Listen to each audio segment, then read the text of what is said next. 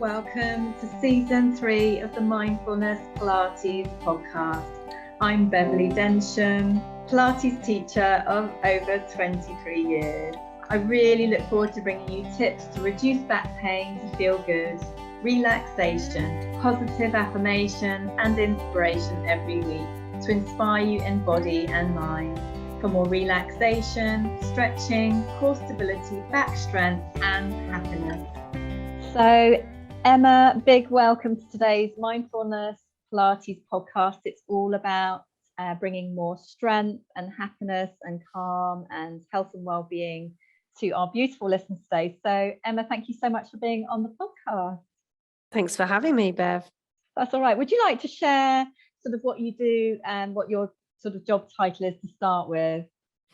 Yes, I run an art wellbeing project for Southend Borough Council and Metal Arts Organisation here in the southeast of England, and I also am in private practice as an art psychotherapist. Yeah, that's lovely. So we were really lucky to meet through Women in Business, and it's been absolutely wonderful for me personally trying out art wellbeing with you, which I love doing with you month in, month out. It's really, really fantastic. And I might share a little bit more about my art wellbeing experience with you later on. And then you've been trying out the Pilates with me as well. Yeah, I've been really enjoying that. I've been doing Pilates for a number of years, but your Pilates I find really helpful. Yeah, so we've ended up starting a bit on the Pilates front. So what's the reasons for you sort of getting into Pilates and how has it helped you so far and then working together? So I got into Pilates because I have a curvature of the spine and I wanted to have a strong core. I am an artist. I do a lot of sitting down with my work or standing up at an easel, but with clients it's sitting at a table for long periods of time, and I wanted to be able to be strong.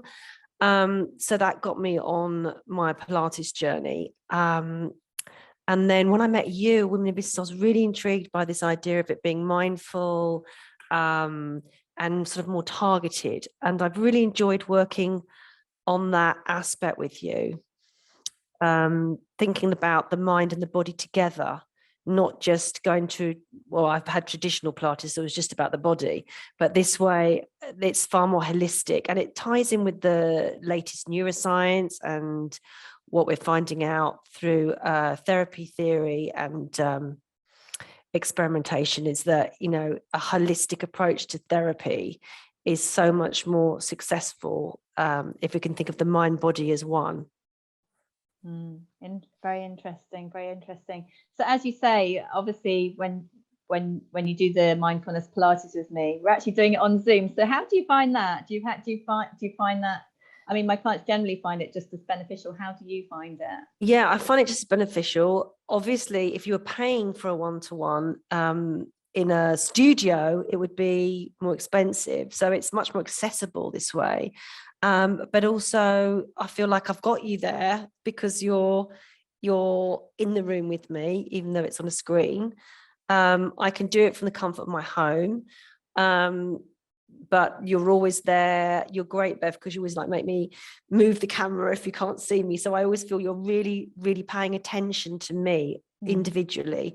And like I said, I don't think I could afford a one-to-one in a studio. So it makes it really affordable and really accessible.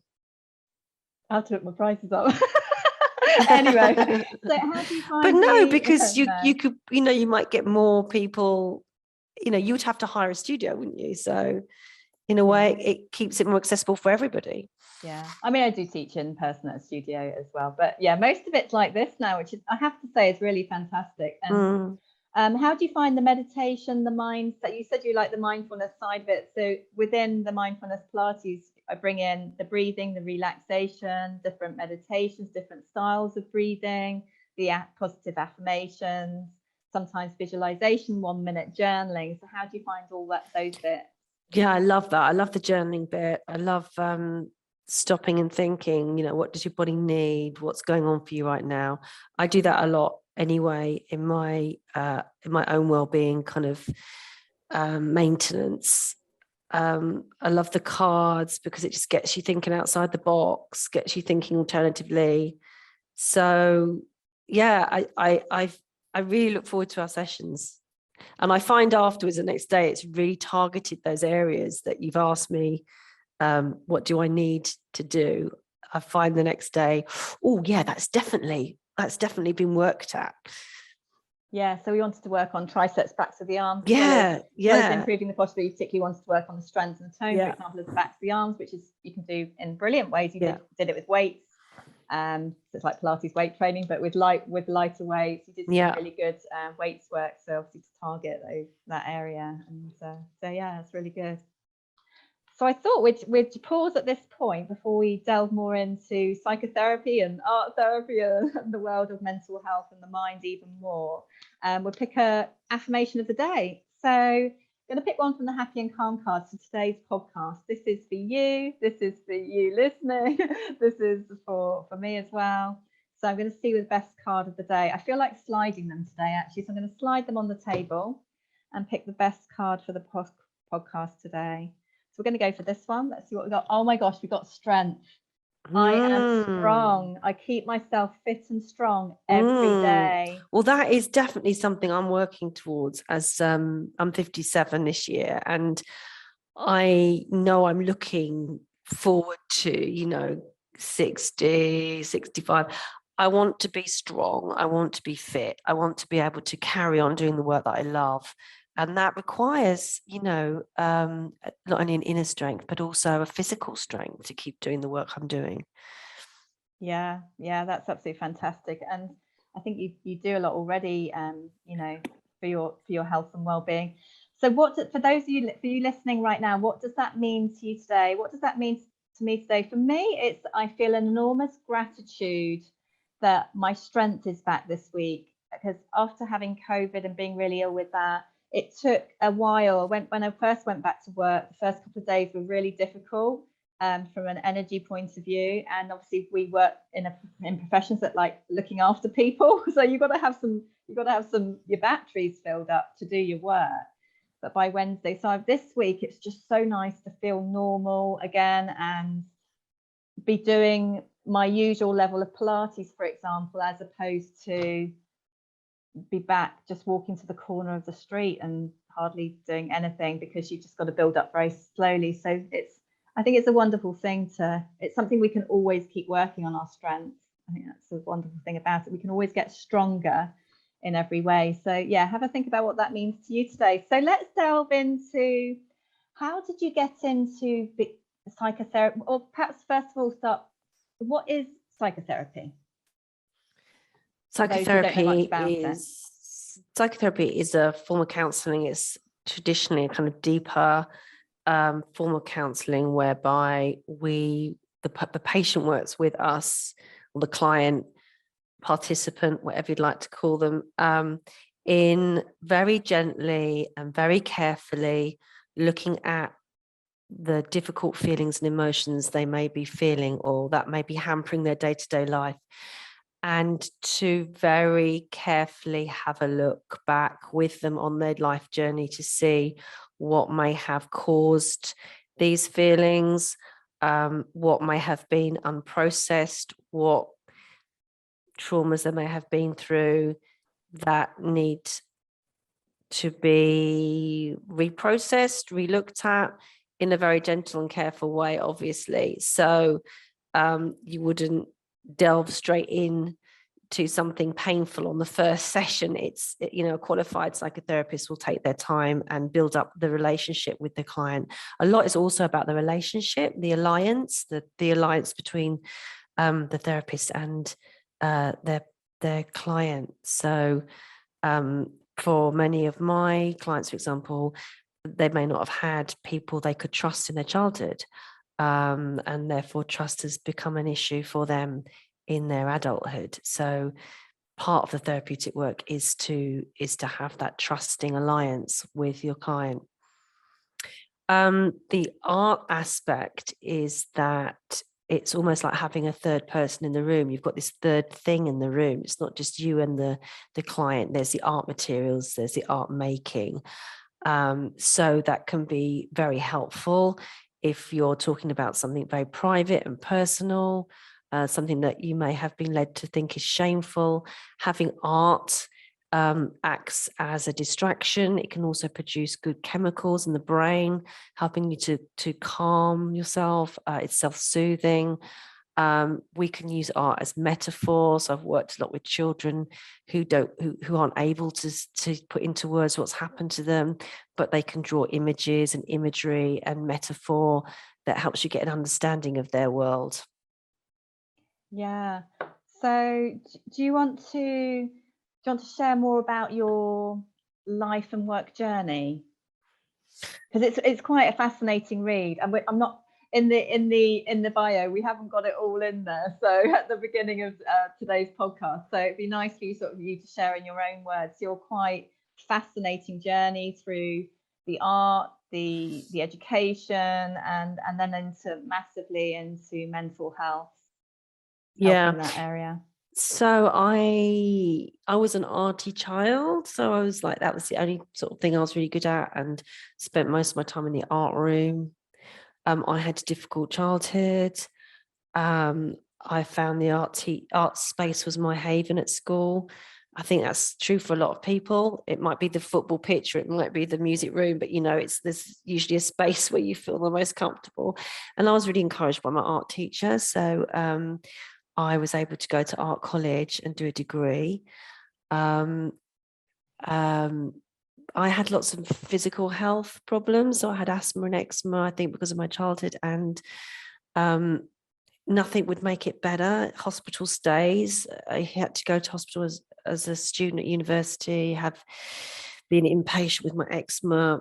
I was like singing detective, where he's like bandaged up. Dennis Potter's Singing Detective. I don't know if you watched it on the telly in the 80s. He was like bandaged up. That was me as an art student. Yeah. And nothing made it better until I went to therapy when I was like in my 20s. Wow. And the therapy helped my asthma and eczema. And it was if they are somatic body, the way the body shows trauma and stress. One of the ways it can show trauma and stress, the body holds a score. As Bessel van der Kolk has written sort of best-selling book lately that all of us therapists have read, which goes into detail about how the body holds on to memory, traumatic memory. Anyway, I've had lots of therapy over my lifetime, and I can say it has just really helped me physically and mentally. After getting my degree, I wanted to travel, did a bit of traveling as a younger person, and then realized if I was a teacher, I could travel even further. So got my teaching qualification, and then taught in London, and then ended up teaching in Africa for 10 years in Botswana, which I absolutely loved. And then while I was out there, I had something very sort of awful happen to me, very traumatic, and went back into therapy and was able to do dance therapy. There was a dance therapist out in Botswana, which is quite unusual and unique, but there she was, Dr. Eva Avalos, who was a medical doctor. She was actually an AIDS researcher for Harvard AIDS, and was also a dance therapist. So that was great. So she led a group once a week, and that really helped me get through a very difficult time in my personal life. And after I'd been in the group with her for 2 years, she said, "Did you know there's this thing called art therapy?" And I was like, "Really? That's fantastic. Tell me more about it." So she told me about it, and that was it. I thought, this is what I have to do. So I came back to the UK, got onto a master's art therapy course at Goldsmiths, and trained to be an art psychotherapist, and never looked back, really. So that's what I've been doing for the last sort of 16, 17 years. And it was like when I went to Goldsmiths and met other people training, and joined in all those sort of forums and student groups and staff, and the whole experience at Goldsmiths, it was like I found my tribe, I found my clan. Everything made sense. And I've just loved it ever since. So yeah. Yeah, that's amazing. And what are some of the areas of mental health that you help with your psychotherapy, art therapy work? So I've been really lucky. I've worked, when I was training, I worked in an NHS team working with children and their families. And then they kept me on afterwards. So I worked for them for a few years.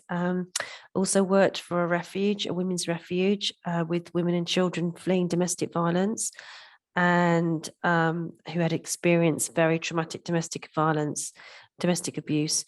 And I worked for a refuge in Essex for 16 years. So that was really a privilege, and also gave me a lot of experience of working with children that have experienced trauma. I don't know if you know this, but 1 in 5 children witness domestic violence in the house. If they may not see it, but they can hear it, or they can experience their mothers feeling depressed or anxious because of it. Yeah. So, and in that 1 in 5, 1 in 3 of those children may have experienced another form of abuse. So sexual, physical, emotional. So yeah, that was a real eye-opener and a real privilege to work with those children and those women. I've also I run a community project for my local council, which I love. The work behind me is done by our participants. So we offer a free service, one of the few free things. They can come and do 12-week courses with us, doing art wellbeing. So I love that job. And it's in partnership with a local arts organisation, Metal Arts. So they have artists in residence, so we can do hybrid work with them. So it's very exciting, very cutting edge. So I love that. I've run groups for young carers. I've run groups for,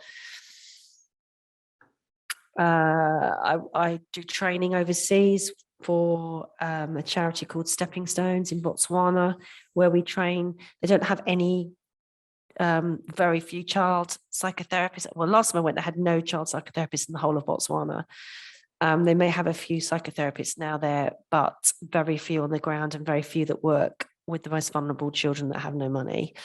So we are working with a charity called Stepping Stones that trains social workers and teachers in the local schools how to use sort of simple art techniques to help when they're trying to counsel or talk to children that have suffered from physical, sexual, emotional abuse. Gosh. So I'm going over this year, actually. So I'm going over in October to do some training for them. Yeah, so many areas that you help with. I'd just like to pause at this point and say, thank you for all the important work you do, because I think healing from trauma and mental health and well-being is just so vital. It's a part of my work, but obviously my work doesn't go into the therapeutic side, whereas your work does. Now, I've been really lucky enough to do some art wellbeing work with you. And although it's podcast and it's audio, I did bring along one of my art wellbeing. I did a mandala with you last time for my work, which was really fascinating. And would you like to share? I personally love coming along. I love coming along to do the sort of art wellbeing, because for me it brings out the arty, crafty side. It's a chance to get the pastels out, but also you're sat there with somebody who knows what they're doing and is going to guide you through an amazing session. So I find them really beneficial, sort of personally and professionally sometimes. And although I don't feel I'm in the need to come along, I find it very beneficial to come along, and I find it will help take your sort of life or work to the next level. So do people generally only book in if they've got a big problem? Or no, not at all. No, not at all. For the well-being side of things as well, or personal development and creativity. Yeah, my community work here it can be for people that are feeling socially isolated, or wonderful. who are stuck, just stuck, not able to sort of progress either in their sort of emotional life or work life. A lot of people have been really affected by COVID and the pandemic. It sort of paused their life, and it's kind of sometimes I think an art wellness or art wellbeing activity or course can help just push you into the next bit. I think everyone should do art. Everyone should do Pilates. I agree. Everyone should do art. Everyone Yes, I should agree. sing. Everyone should play. Everyone should dance. Yes. That's what we're humans. We have the mammalian brain, as well as the STEM brain and the higher functioning brain. We're supposed to be social. We're supposed to do those social things, and that is dancing, singing, making art together. So we need to keep those things going. It's really important, especially in these really stressful times. We're living in a patriarchy that's run by logic and capitalism and very kind of in the box things, but the female energy is more about the earth and intuition and celebrations and getting people together. And I think it's really important that we keep doing these social, playful activities. Definitely. I mean, I found from my last art wellbeing session with you, so this is the mandala that I drew. So if you're on YouTube, you can see it, but obviously if you're on the usual podcast audio platforms, I can just describe it to you. So it's a mandala that Emma got me to create for my work, and it was interesting. Some of the things that came out of that was, yes, I do my usual mindfulness Pilates teaching and helping people with their backs and their happiness and well-being and practicing daily and things like that, and their strength in body and mind, like we chatted about earlier.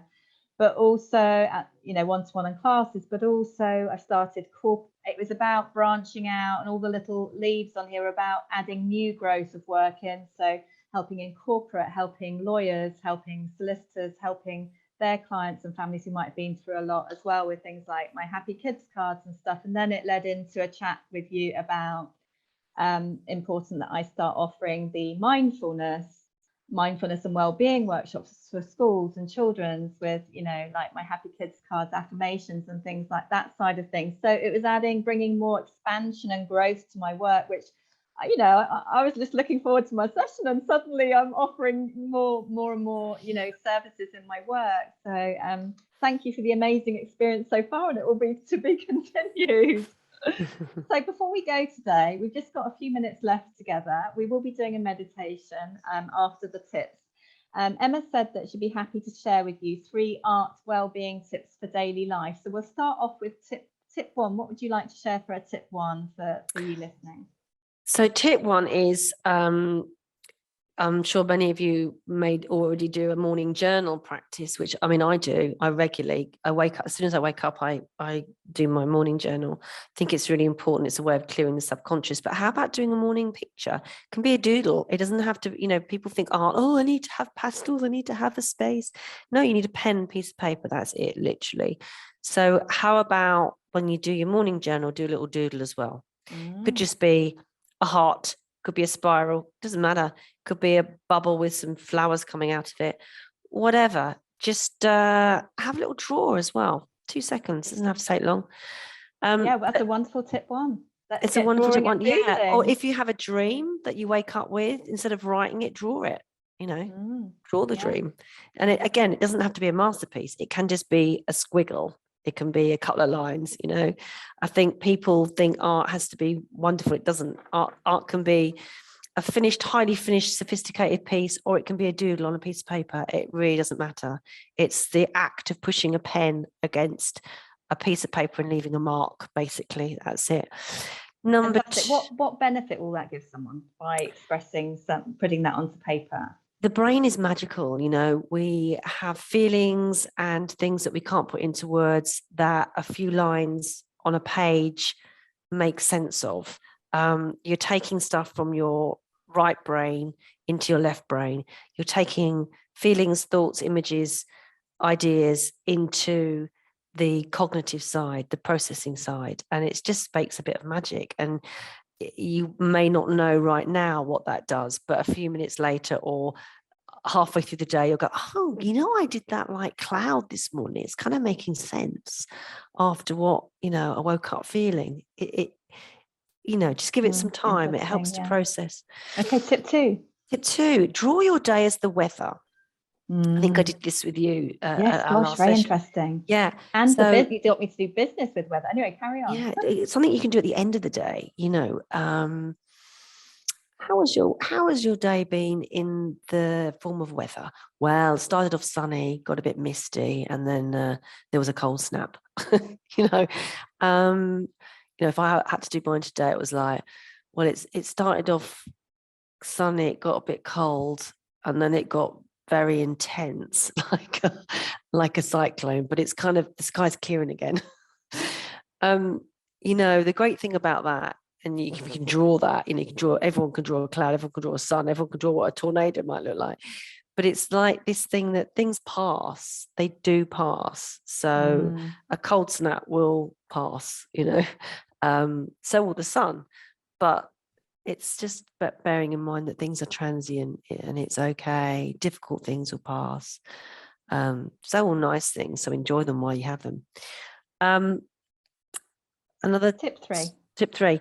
Another great thing. This is based on Gestalt theory, but also Jung did it quite a lot. Is once you've done a drawing, or find an old drawing, or do a drawing in the moment, and then ask the drawing, what does it need? So you're not asking yourself, you're asking the drawing. So you could be asking the picture of the weather. Oh, what do you need?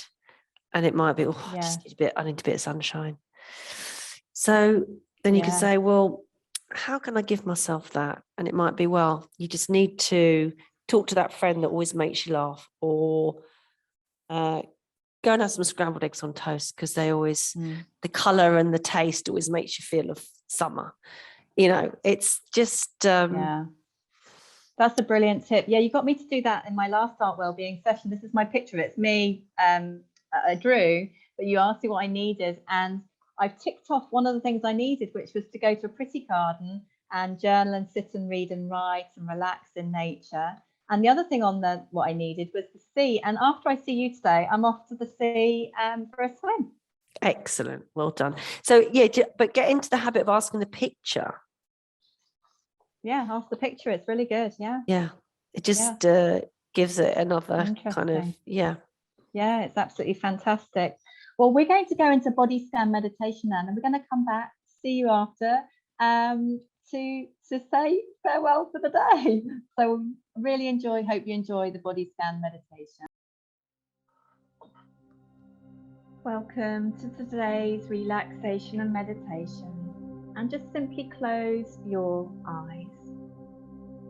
Breathe and relax, sitting or lying down, either with your hands on your heart or wherever is comfortable for you. Breathe and relax.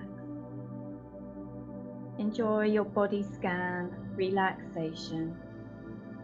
Breathing in through your nose and out through your mouth, relax. Enjoying the calming music as you breathe and relax. With the affirmation, I am relaxed. Breathe and relax. In through your nose, out through your mouth, relax. Relaxing more and more on each out breath. Breathe and relax. I am relaxed. One more like this. Breathe and relax. I am relaxed. Happy shoulders. Just relax your shoulders. Relax your head, neck, back, hips, whole body. And wherever you are, right here, right now, just going to scan through your body all the way from the head to the tips of your toes, all the way from your head to the tips of your fingers.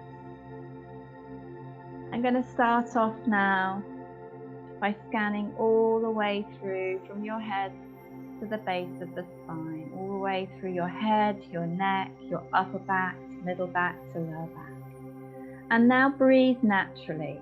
Enjoy the natural rhythm of your own breath, in and out, your own pace, your own natural pace through your nose.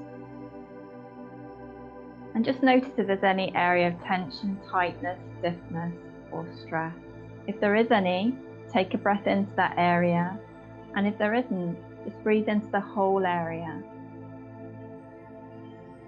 And as you exhale naturally, just blow it out the window. You might want to blow loudly. It might make you laugh as well. And this time as you breathe in, fill that area with love, healing, and relaxation. As you exhale, breathe out love, healing, and relaxation. And now you're going to scan through, well done, you're now going to scan through your arms to your hands and fingers.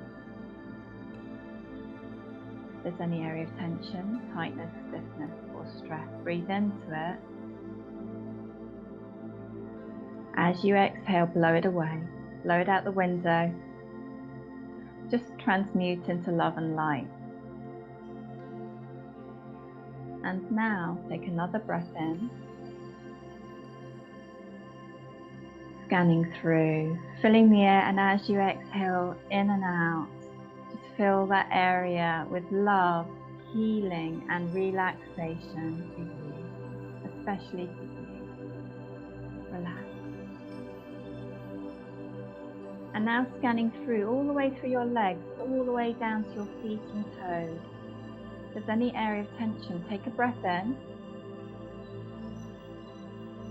and blow it away. Relax. And now scan through again. Either breathe into the whole area or to a specific area if you like. And fill that area with love, healing, and relaxation.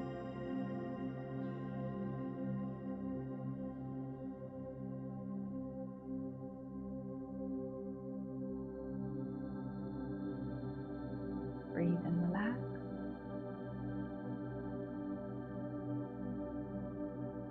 And now your whole body, scanning through your whole body. As you breathe in to your whole body now, mind and spirit. And as you exhale in your own time, in and out naturally, just filling your whole mind, body and spirit with love, healing, and relaxation. Breathing out love, healing, and relaxation. You are amazing. You are wonderful. Take a breath in now and a breath out. On the next in-breath, deep breath in or yawn. Wiggle your fingers and your toes. Slowly open your eyes. Have a little stretch there if you like. If you're already sitting, just do some nice shoulder circles a few times backwards. If you're lying down, slowly roll onto your side, come up sitting. Take a few circles. Have a lovely glass of water afterwards, and perhaps a gorgeous cup of tea, sending you lots and lots of love.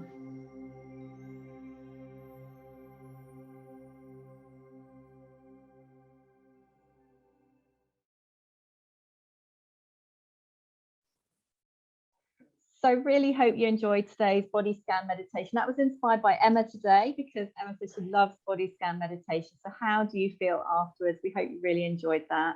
And Emma, I just want to say thank you so much for coming on the podcast today. So where can I'm going to obviously put all your details in the show notes, but obviously you do private, art therapy, art wellbeing. Is it the art therapy and art wellbeing as well, privately as well as your? So privately I do art therapy, and that's one-to-one. I can be hard to do groups. I'm pretty full up at the moment, but have a look on my website.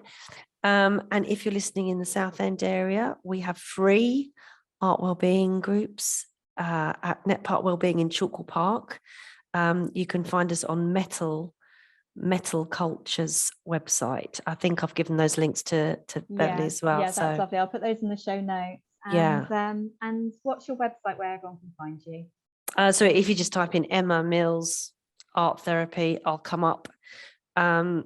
There's only one of me at the moment. There is an Emma Mills writer, but I'm the only art therapist I know at the moment. Yeah, that's lovely. So you can find me there. Yeah, that's wonderful. And thank you so much for sharing your Pilates journey, more about art therapy, art well-being, psychotherapy, and how it's helped you also on your journey. That's been amazing. Have you got one parting word of wisdom, whether it's Pilates, art therapy, that you'd like to say before you go? Just don't forget the arts. Don't forget your creativity. We have this gift from whoever, the universe, God, I don't know, our ancestors, but we have this fantastic innate ability to dance, to sing, to make marks on paper, and don't lose it. Use it. It's there for a reason. Thank you so much, Emma. Lots of love. It's a pleasure. Thank you so much for having me on. Thank you for listening to this episode of the Mindfulness Pilates podcast. Please rate and review on your podcast platform. You can access my free healing meditation and Pilates to ease back pain in 3 minutes on my website. You can also book your reduced back pain to feel good one-to-one mindfulness Pilates program on Zoom or mindfulness Pilates membership by going to mindfulnesspilates.com.